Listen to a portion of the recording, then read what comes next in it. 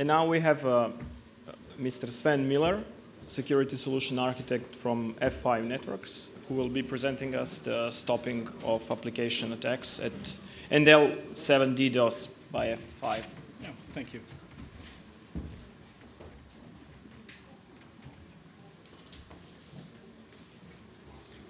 All right. Hello, everybody. My name is Sven Müller, and I work as a Security Solution Architect for F5 Networks. And today, I want to talk with you about application security and how we can protect your applications using the appliances or virtual editions, the technology of F5 Networks. So first of all, well, we heard it a lot this morning, who is targeted for attacks. I also have these slides, and these one are from IBM X-Force, and I like them very much because they give a good impression about who is targeted and how people are targeted and how much the intent is. If you take a look at these slides, you see the time from January to December. This one is from 2011, and you see which companies are attacked. How much is the impact in the case of business impact, and you see what kind of attacks are arriving these companies. If we take a look at 2012, we see there's a clear trend. It's getting more and more companies getting involved with this, and now we don't see names of companies. It's just the region or the technology they're using. So overall, you can see it's just everybody who gets attacked, and that's the main message. That is something you always should keep in mind. You shouldn't say, oh, it's not about me, my data is maybe not interesting. It is. Every data is interesting, and everybody gets attacked. It's just a question of time. So going to the next year, you see it's increasing again. And that's a good indicator for that we have to do something to secure our applications. And it's not only about network security we're talking here, it's about application security. And when we talk about application security, especially from our point of view, we come from the network part. We say, hey, as soon as you're delivering services to the internet, you are a potential victim to get compromised by attackers. And that means part of, or in the step of webification, nearly all applications are now web applications. That means your website, behind your websites are databases. They all could be a target for the attackers. If you talk about application security, I would like to show you two examples how this could look like. It's a little bit more technical, but not too much. A good example, which we often hear, but it's the old one. Everybody has heard about the SQL injection or SQL injection, but well, what is it? What does it mean? I would like to give you a very short information or idea about that one. Imagine you have an input field on your website, and that is especially dangerous as soon as you give users the possibility to enter anything. It's very critical. I mean, it's even critical if you don't have anything to enter, but as soon as the potential attacker has a possibility to do that, it's really critical. So imagine you have this very simple form where you can enter the ID, the number of a user, and the idea in this scenario is that you will get the information about the user with the user ID you have just entered. So what you see here is a code snip from a PHP script, very easy, very simple. What it does, it takes the user ID as a parameter inside the script on your web server, and what it then does, it forms a command for your database, which selects the username, the first name and the last name from your database users, but only the first name and last name from the user, where the user ID is that value what you have entered in your form field as a user ID.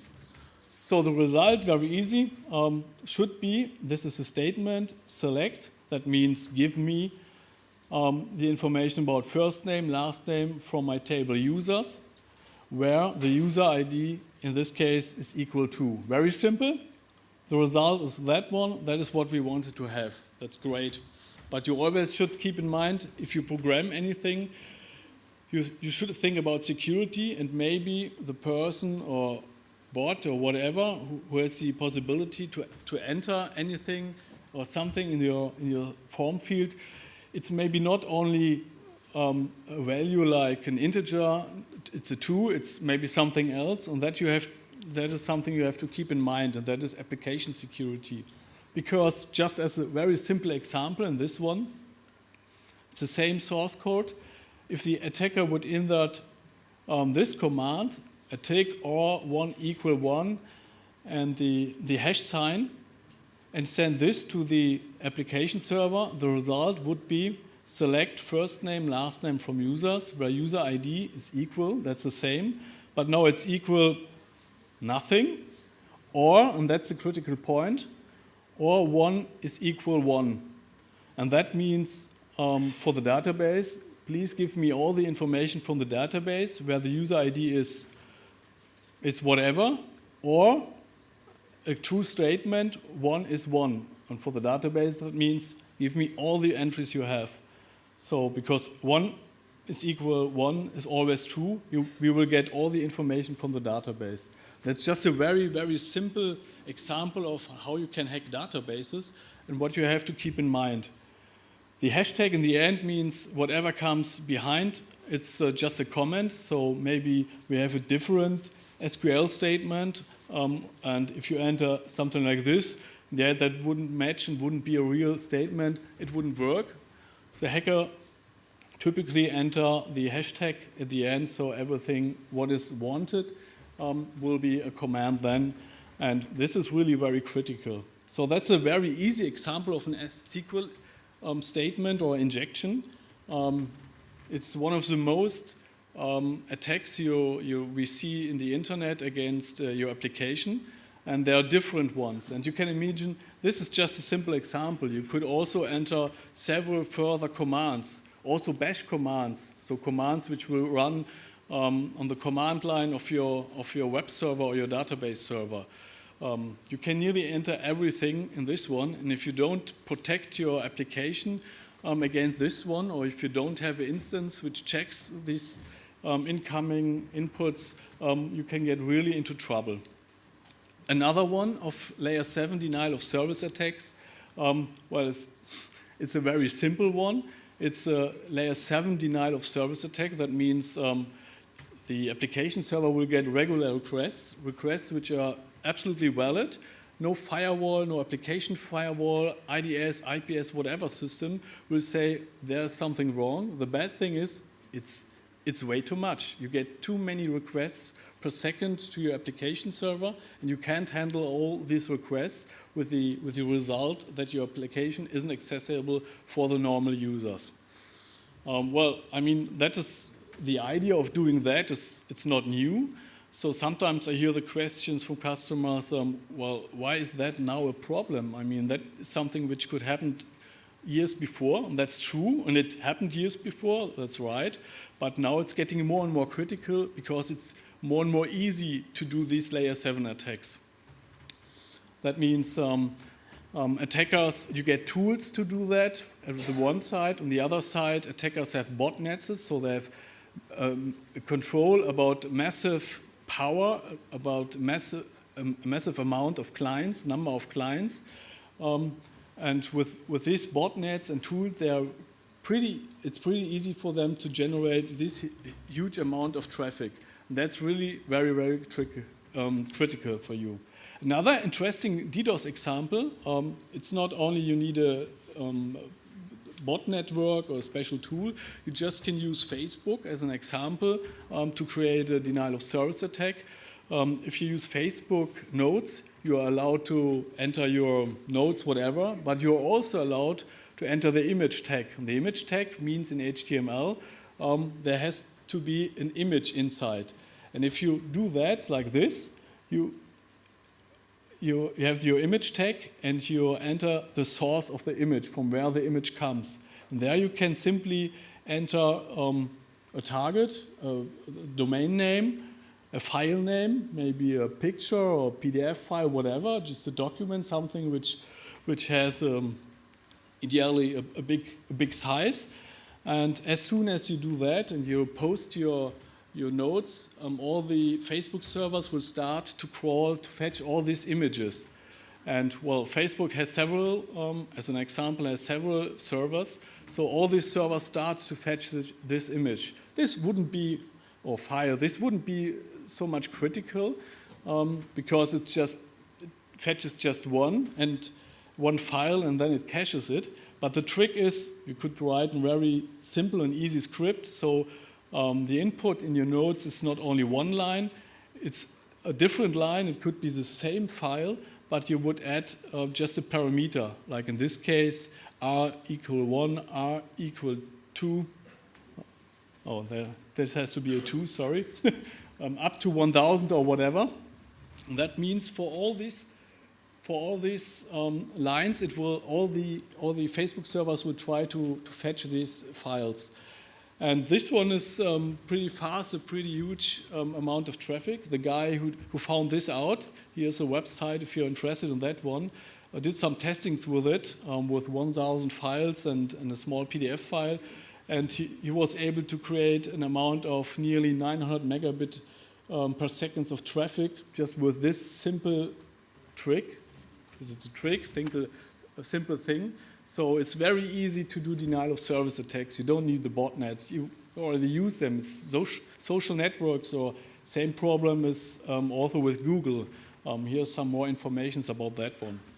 So that's pretty hard, and it's pretty hard to detect, as you can imagine, to find out which request is a valid request from a normal user and which request comes from the bot network, because both requests are looking the same. So that's the reason why a normal application firewall or network firewall can't do anything. It's looking just like the same. How you can protect for that one, I will tell you later, because that's also one of my topics. So the problem with application layer security is, if you take a look at this picture, you have your user, the browser, you have the data center hosting the application, and typically the perimeter security is very strong, which is a good one. So everything gets blocked, but as soon as you have a service which has to be accessible over the internet, you have to open one or two ports, however, port 80 typically, or port 443 when it's encrypted traffic, and the traffic goes back to the application server. So the firewall can't do anything. It's valid traffic for the firewall. It looks just up to layer 4. These are the ports, but what's coming in, the firewall can't control and protect if it's a SQL injection, cross-site scripting, or whatever in that case. That's the way, or that's the reason why application attacks go up to the application itself. And if your application is vulnerable, you get into big problems. And here are some words or some kind of techniques or attacks you probably already have heard, something like forceful browsing, cross-site scripting, cookie poisoning, SQL injection, hidden field manipulation, parameter tampering. There are so many attacks, and they're increasing nearly every day because the technology changes all the time. That's also the big issue or the big problem we have. I mean, it's a good one that the technology is going on, but to be honest, if you are a developer, it's very hard for you. You have time pressure. You have to finish your project, so you start to program. Your first goal is to be ready at the finish date. It has to be. It has to work, usability has to work, the functionality is very important, of course, and then you also have to think about security. Every request, everything what comes in, what goes out, has to be double-checked if it's what is allowed or not. This costs time, and time is money in the end, and that means, well that's the reason why most of the applications have security holes, and even if the programmer knows, well, that's not really secure what I'm doing, and tells himself, I will do it later when I'm finished, I just need to finish it. To be honest, they never will or they never can do it because then the next project starts and so on. And also the technology changes. We have different technologies about scripting, about creating web pages and so on. And it's really hard to keep always on time and know how to program secure and how not. And that's the reason why we're getting into this issue. Also, we should keep in mind if an attacker comes into the application, he can get information, of course. So maybe some credit card informations, whatever, email addresses. There are many examples of that one. They can delete data, of course, and maybe more critical, they change data because that's sometimes more difficult to realize if something is changed than if something is deleted.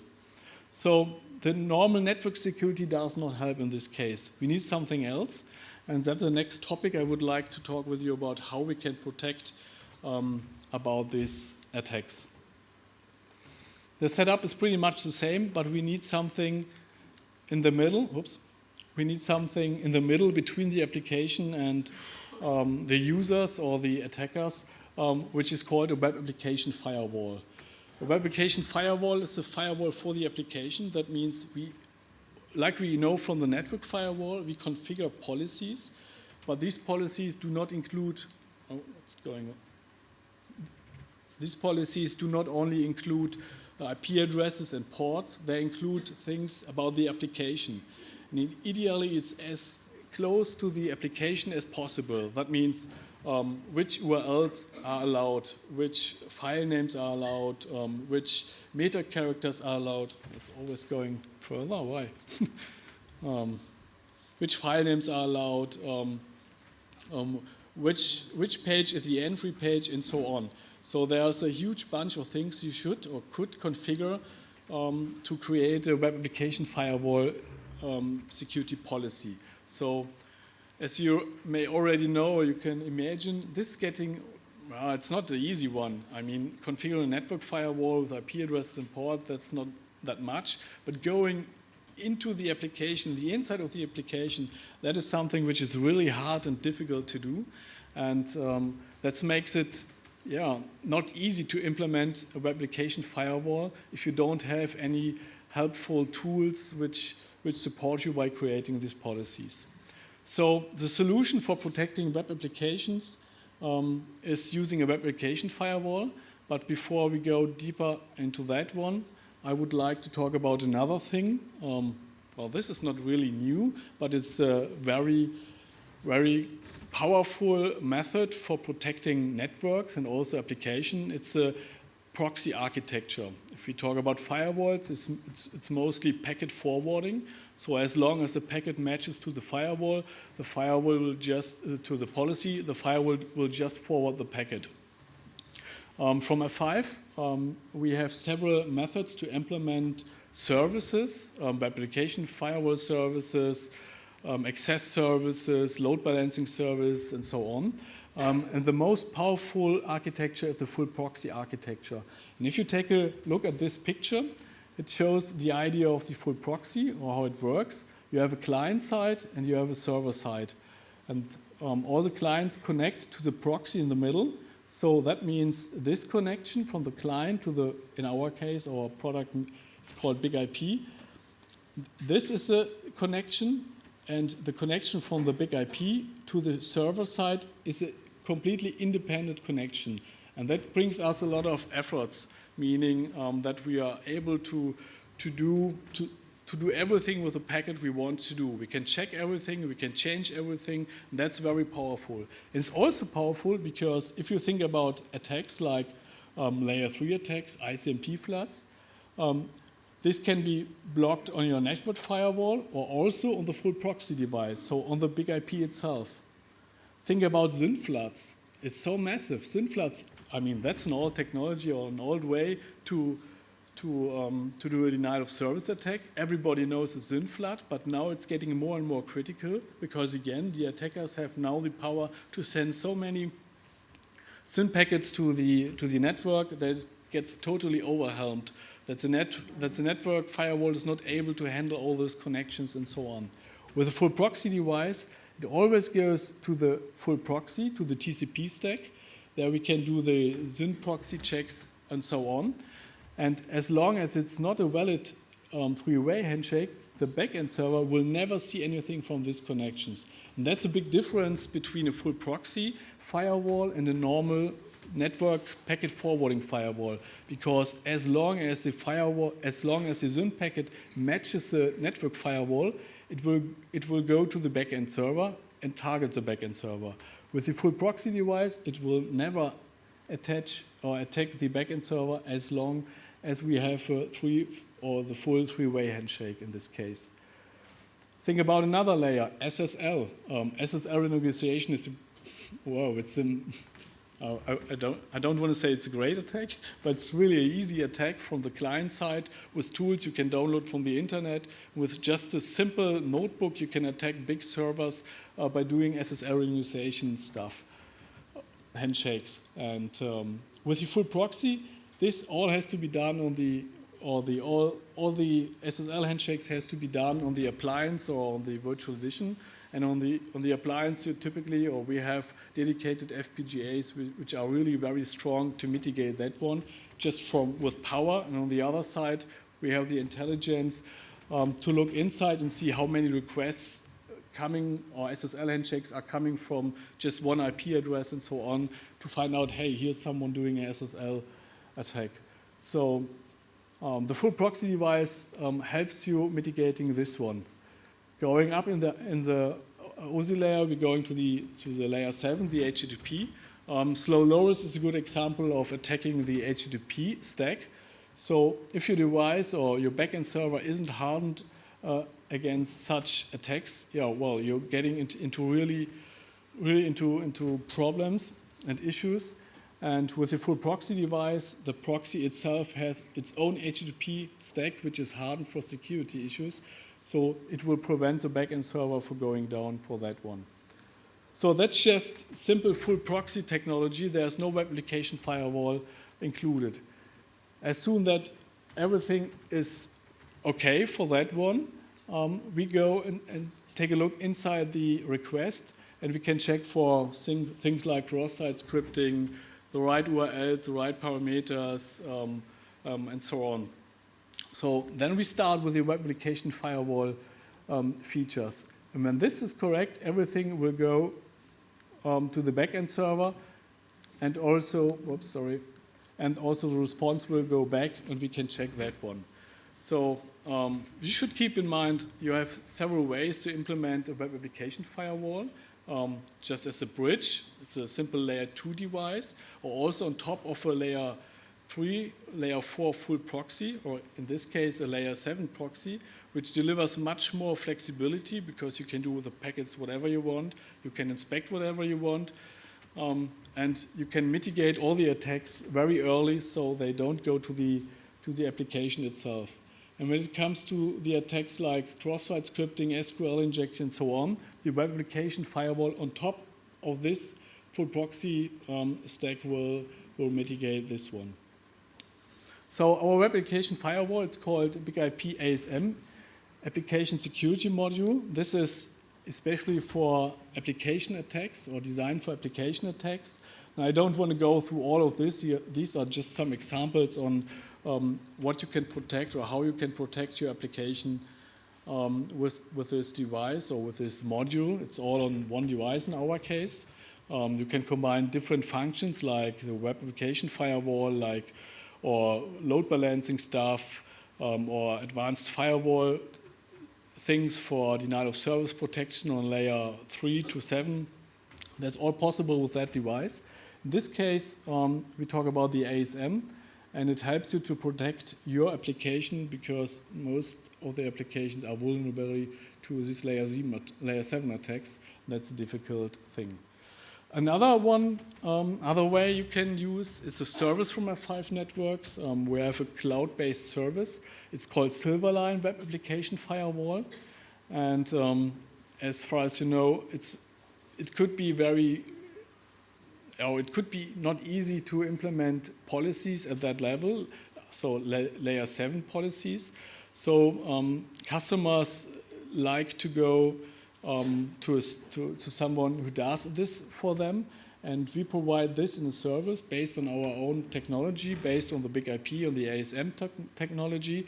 And the security experts from F5 will configure this policy, this layer 7 web application firewall policy for you and protect your web pages for layer 7 attacks. This is a dedicated service. For web application firewall, it's pretty new that we have installed this service. For denial of service attacks regarding attacks from layer 3 to 7, we are doing this for a longer time. So this one is pretty new. Also, you should keep in mind, applications are going into the cloud. What about the security? You're not safe just by bringing the application into the cloud. You also need the security in the cloud. And that's another approach to fulfill this one. You also have the security in the cloud, and you also can do a hybrid approach that you have your web application firewall on-site in your own data center, and maybe for your applications which are in the cloud, you use the cloud service from F5 networks. Yeah, I mentioned it before, building the security policy, it's not that easy, mostly. We have different ways how you can do that and how you can configure it. You can do it on the manual way, and that is not easy. I mean, if you just configure a simple policy, a base policy, that's pretty easy, and you have a good ground protection. But if you want to use more and more features, more and more security, well, it can get a little bit complicated because there are many things to configure. So what we also provide is something which is called a dynamic policy builder. So the web application firewall can learn from the traffic which is going to the application.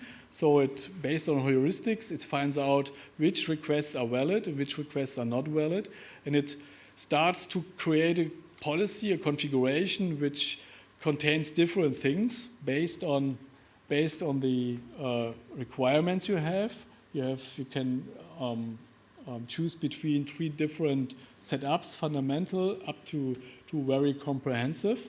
And if you don't like that one, or you want just to add some more features to fundamental as an example, you of course can do that. But that's a very easy way on how to create complex or secure web application firewall policies by using this policy builder. So you see which kind of secure technologies are used in this case. You tell the web application firewall how fast it should learn, from how many requests it's needed to say, yeah, that's a valid request, and so on. And also you can enter trusted IP addresses because you want to learn from them very, very fast and early. So that's a way, just in a few words, we don't have so much time, to learn this policy. Also, we have the integration with several scanners, like Qualys, IBM, Whitehead, Sensic, HP, or generic scanner. So you can use external scanners, scan your application, and the result can be imported into the ASM, and it will automatically build a policy for that vulnerabilities which are found by the generic scanners. So that's really an easy way to get very fast, good security to your web application. Again, another way of building a security policy is using the cloud-based service we have, because our F5 experts are doing or are creating this policy, and that is maybe very helpful, especially if you don't have the time or the persons who have the knowledge to create these policies and fulfill the security requirements. Okay, layer 7, a very critical topic because every request looks like the same. One of the ideas or one of the techniques we have, and it's a pretty interesting one, I think, is that we have some detection or you configure some levels based on latency of your web application server or based on transactions per second. And if you go or if the requests go up to this limit, that means to the big IP or to the web application firewall, hey, here's something wrong. And one way to mitigate these bad requests is to inject in the response from the backend server a little bit JavaScript, and this JavaScript will execute it on the client side when it's a normal user or normal browser, and it does things like figuring out are there mouse movements, what's the screen size, and all things like that. And if this is possible, then on the next request, the JavaScript will send a cookie back to the big IP. And the big IP will see this cookie and knows, okay, this one is a normal user, but if it's a bot or a tool which is executing the denial of service attack, it will not execute the JavaScript, and that means it will not send the cookie to the big IP, and the big IP will block this request. So that's one of the ways how to find out which one are the good ones and which one are the bad ones. So this is pretty smart techniques. We are doing more and more, or we investigate more and more on that one. That means the race is long. If we think about normal users and web bots, the attackers now already use techniques. It's called clientless browser, which means they also, or the attack tools can also execute JavaScript, and that means it would send back also a cookie. Now we have further technologies and tests, do fingerprintings on the client side, again to find out which one is a bad one and which one is a good one. So that's the buzzword. It's a browser fingerprinting. So we identify the browser or the tools on different things. These are just a few of them. If you're interested in these techniques, here are 2 links. They do similar things. We do them also, but some more stuff. But we don't talk about the details in this scenario. But that's a way how we can find out it's a good one or a bad one. So if you get too much traffic, we also have the possibility to use IP informations from an external service which categorizes which IPs come from a bot network, which IPs are from a hacked network, and so on. And based on this, we can simply block these IP addresses just to get the load down on your backend server. Okay. So I skip this one because we have no more time. Of course, reporting is important. You get a lot of information by using the web application firewall, and that's that's it. Very critical on the time.